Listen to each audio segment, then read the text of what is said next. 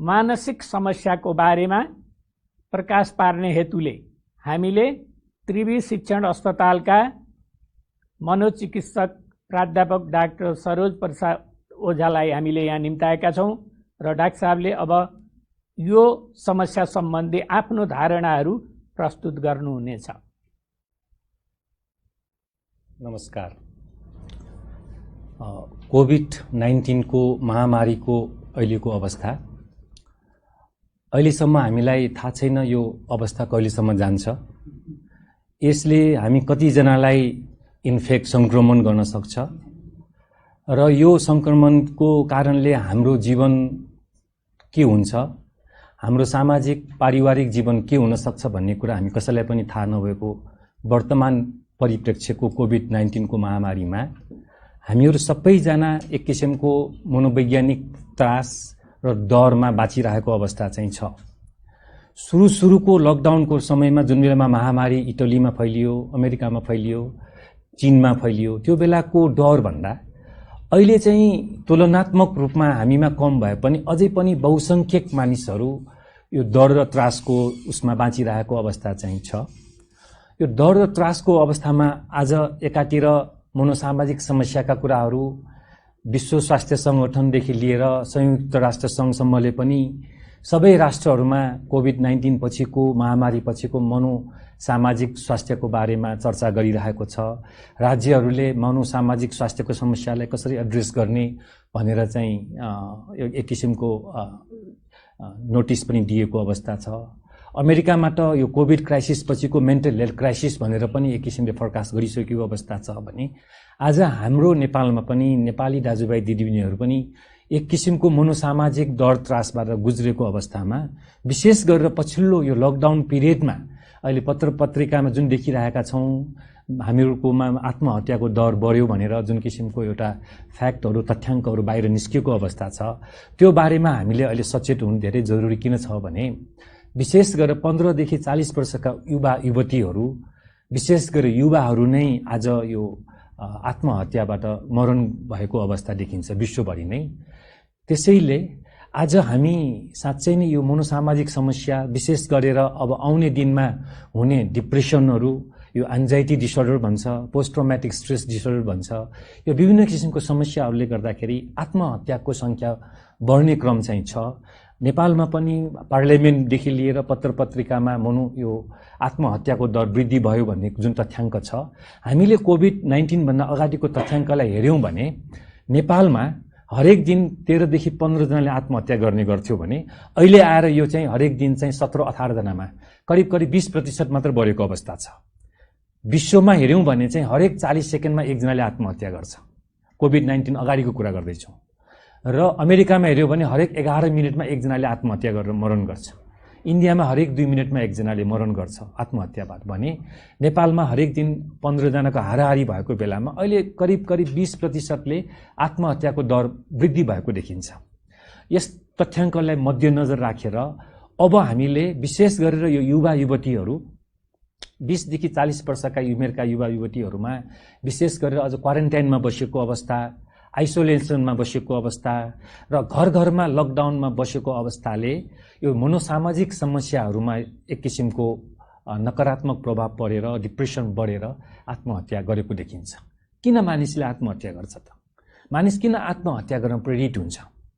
हामीले तथ्याङ्कलाई, वैज्ञानिक तथ्याङ्कलाई मान्ने हो भने विश्वमा यति धेरै आत्महत्या भइरहेको अवस्था र आज कोभिड-19 को महामारीले गर्दाखेरि हामीहरू विभिन्न आर्थिक समस्यामा छौँ, सामाजिक समस्यामा छौँ, पारिवारिक समस्यामा छौँ। कति हामीहरू चाहिँ आफ्नो आफन्तहरू गुमाएको अवस्था छ, कतिजनालाई आर्थिक समस्याले पिरुलीको अवस्था छ र कतिजना चाहिँ विभिन्न ठाउँमा अप्ठ्यारो अवस्थामा बसिरहेको अवस्था छ। यी विभिन्न कारणले गर्दाखेरि मानसिक तनाव झेल्न नसकेर मनोविज्ञानको पोइन्ट अफ भ्यूले हेर्यौं भने चाहिँ हामीले यो तनावलाई जुन किसिमले वहन गर्नुपर्ने हो, कतिपय हाम्रा दाजुभाइ दिदीबहिनीहरूले एक किसिमको मनोविज्ञान कमजोर भएर भनौं, एक किसिमको उहाँहरुमा डिप्रेसन बढेर भनौं, अथवा कतिपय मान्छेलाई विभिन्न किसिमका तनावहरूलाई झल्न नसकेर आवेशमा आएर कसैको चाहिँ रिलेसनशिप ब्रेक भएको हुन सक्छ, कसैलाई एकदम ठूलो आर्थिक समस्या भएको हुन्छ। यो आवेशमा आएर मनोविज्ञानमा के भइदिन्छ भन्दाखेरि एक किसिमको हेल्पलेस होपलेस भन्छ। जीवन बाँच्नुको कुनै सार्थकता छैन, म बाँचेर नि के गर्न सक्छु, म अब यो पृथ्वीको भार भइसकेँ, म मर्यो भने बरु मेरो परिवार मेरो समाजलाई केही भार पर्दैन कि भन्ने किसिमको एक किसिमको एउटा मनोविज्ञान, नेगेटिभ मनोविज्ञान भनौँ, जसको कारणले गर्दाखेरि कति मान्छेहरूले यो कुराहरू आफन्तहरूसँग प्रकट गरेको हुन्छ कि अब उसले एउटा किसिमको सिग्नल दिएको हुन्छ, लक्षणहरू दिएको हुन्छ कि मलाई बाँच्ने रहर छैन, म बाँच्नुको सार छैन।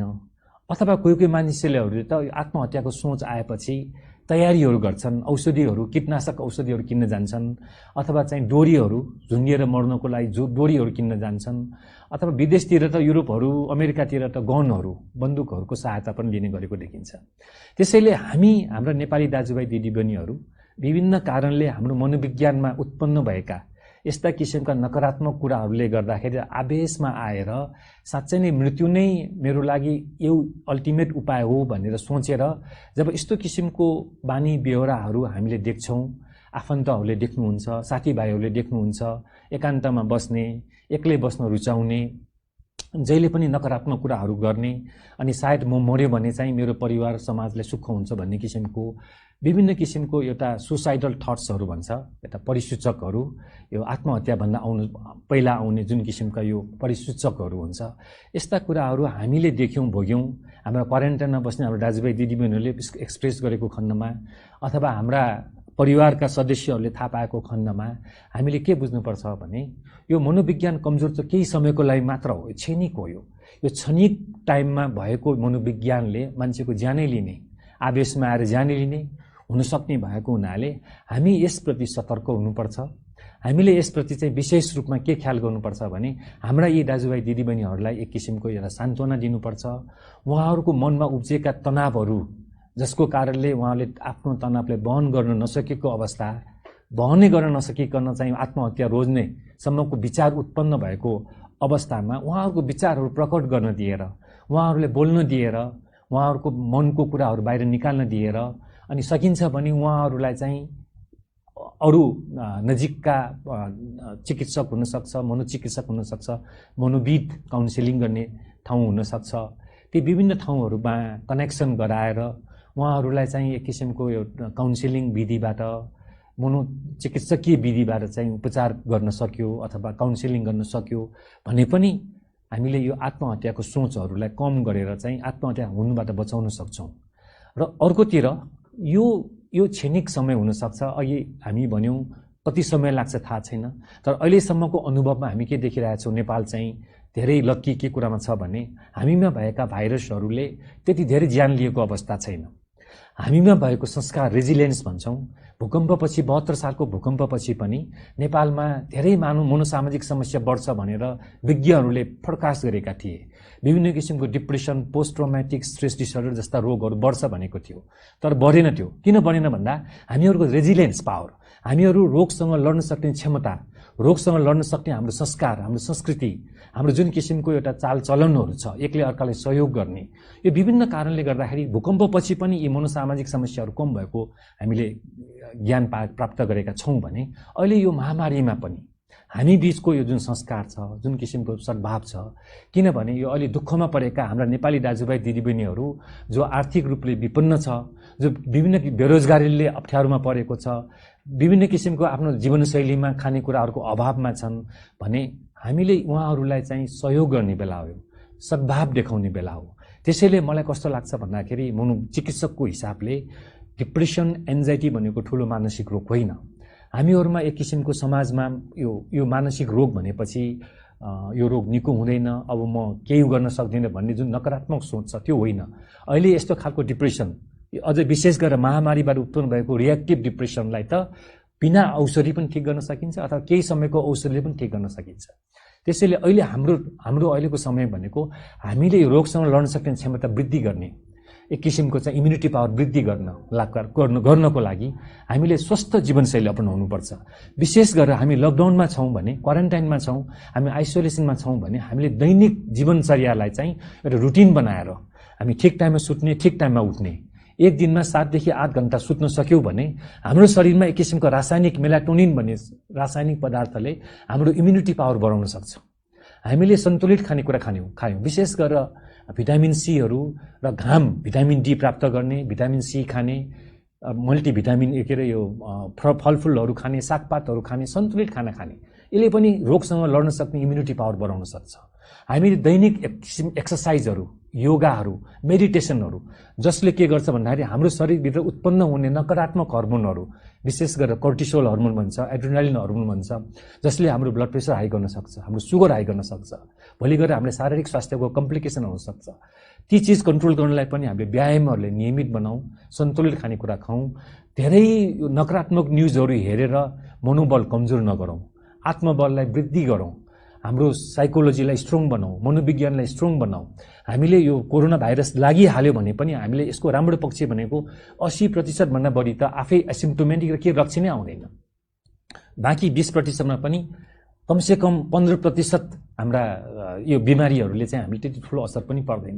त्यसैले हामीले लागिहाल्यो भने पनि हामी एउटा सेल्फ आइसोलेसनमा बस्ने, हामीले क्वारेन्टाइन सेल्फ आइसोलेसन डिसिप्लिनलाई फलो गर्ने, दैनिक जीवनयापनलाई चाहिँ एकदमै सुचारू बनाउने, खानपिनको कुराहरूमा, मेडिटेसनका कुराहरू, योगाका कुराहरूमा पनि हामीले मेन्टेन गर्ने, हामी अलिकति फ्री टाइममा रिल्याक्सेसन पनि गर्ने, आजभोलि युट्युबबाट पनि हेर्न सक्छौँ।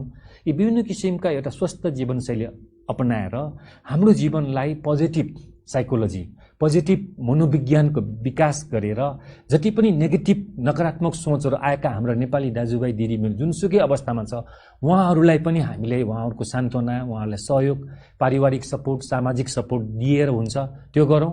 र राज्यलाई पनि रिक्वेस्ट गर्छु, हाम्रो राज्यलाई, नेपाल सरकार स्वास्थ्य मन्त्रालयले म रिक्वेस्ट गर्छु कि अब समय आइसक्यो, सुसाइड, आत्महत्या रोकथामको लागि राष्ट्रिय रणनीति ल्याउनु पर्यो र विशेष गरेर हटलाइनहरू, यो 24 घण्टा हटलाइनहरू उपलब्ध गराएर हाम्रा यी दाजुभाइ दिदीबहिनीहरूलाई आपद विपद पर्यो, आत्महत्याको सोच आयो भने यो काउन्सिलिङ विधि हुनसक्छ, त्यस उहाँहरूलाई चाहिँ एक किसिमको रिल्याक्सेसन टेक्निकका कुराहरू हुनसक्छ। सर्टेन ठाउँहरूमा जस्तै हाम्रो शिक्षण हस्पिटलमा, टिचिङ हस्पिटलमा अनि सर्टेन हस्पिटल, पाटन हस्पिटल, एनजिओहरूले पनि हटलाइनहरू सुरु गरेको छ। यसलाई अलग व्यवस्थित गरौँ, 77 जिल्लामा चाहिँ यो खालको हटलाइन सर्भिसहरूले पुरा गरौँ।